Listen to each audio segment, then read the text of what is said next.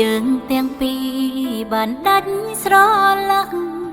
ចង់ឃើញគេនឹងពេលនេះ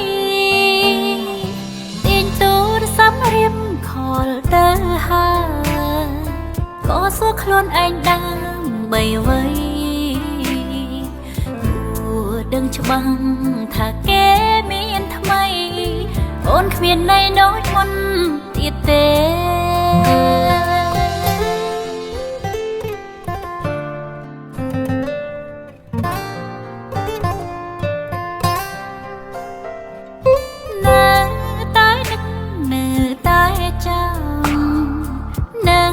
ស្រឡាញ់ភ្លេចមិនបានតែក្តីស្រឡាញ់បែរជារំខានក្តីសុខគេនឹងអ្នកថ្មី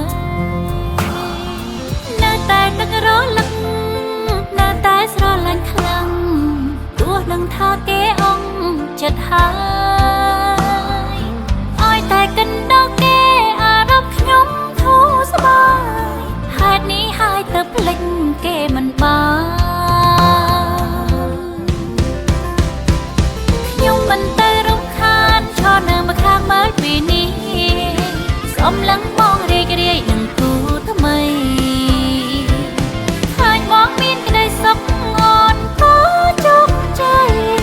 ចាំបាច់អីត្រូវយកគេឲ្យបានត្រឹមឈរមើលបងឆ្លងពេលវេលានឹងអ្នកថ្មី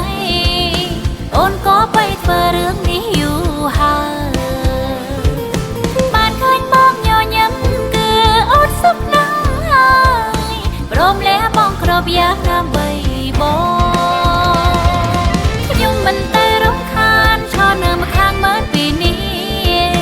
សំឡឹងបងរីករាយនឹងគូថ្មី